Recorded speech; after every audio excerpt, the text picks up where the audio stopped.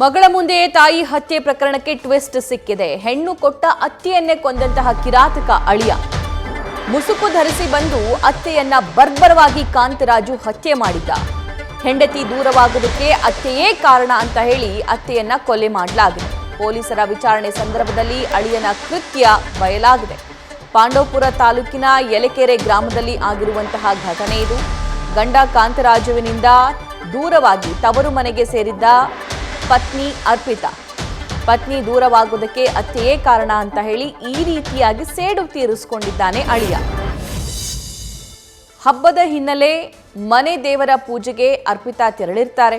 ಪಾರ್ವತಮ್ಮ ಪೂಜೆ ಮುಗಿಸಿ ಬರುವಾಗ ಫಾಲೋ ಮಾಡಿ ಬಂದಿದ್ದಂತಹ ಕಾಂತರಾಜು ಕ್ಷಣಾರ್ಧದಲ್ಲೇ ಅತ್ತೆಯ ಕತ್ತು ಕೊಯ್ದು ಎಸ್ಕೇಪ್ ಆಗಿದ್ದ ಪಾಪಿ ಅಳಿಯ.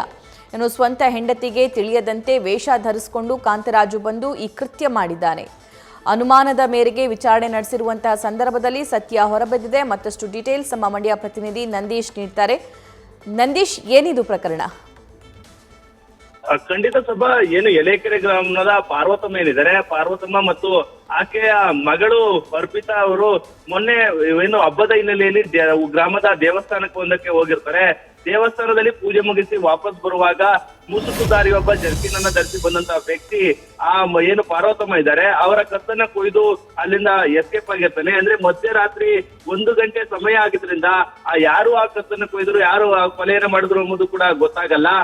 ಬಳಿಕ ಆ ಒಂದು ಮಗಳು ಏನು ಜೊತೆಯಲ್ಲೇ ಬರ್ತಾ ಇದ್ರು ಹೋಗಿರ್ತಾರೆ. ಬಳಿಕ ಯಾವಾಗ ಪಾರ್ವತಮ್ಮ ಕಿಚ್ಚಾಡಿದ್ರು ಬಳಿಕ ಅವ್ರಿಗೂ ಕೂಡ ಕತ್ತನ್ನ ಕೊಯ್ದು ಎಸ್ಕೇಪ್ ಆಗಿರುವಂತದ್ದು ಬೆಳಕಿಗೆ ಬಂದಿರುವಂತದ್ದು. ಬಳಿಕ ಪೊಲೀಸರಿಗೆ ಈ ಒಂದು ಮಾಹಿತಿಯನ್ನು ತಿಳಿಸ್ತಾರೆ. ಪೊಲೀಸರು ಕೂಡ ಅಲರ್ಟ್ ಆಗುವಂತದ್ದು.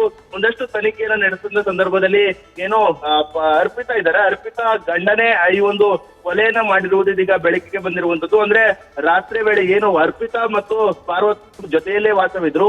ಗಂಡ ಏನು ಕಾಂತರಾಜು ಇದ್ದಾನೆ, ಕಾಂತರಾಜು ದೂರವಾಗಿ ಅರ್ಪಿತಾ ತವರು ಮನೆ ಸೇರಿದ್ರು.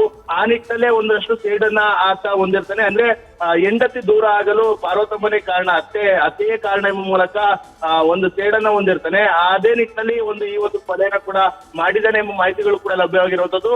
ಕೊಲೆಯನ್ನ ಮಾಡಿ ಅವ್ರಿಗೂ ಕೂಡ ಗೊತ್ತಾಗದಂತೆ ಮನೆಯಲ್ಲೇ ಇದ್ದ. ಬಳಿಕ ಪೊಲೀಸರು ವಿಚಾರಣೆ ನಡೆಸಿದ ಬಳಿಕ ಈ ಒಂದು ಸತ್ಯ ಹೊರಬಿದ್ದಿರುವಂತದ್ದು. ಸಭಾ, thank you Nandish. News first ನಿರ್ಭೀತಿಯಿಂದ ನಿಮ್ಮ ಪರವಾಗಿ.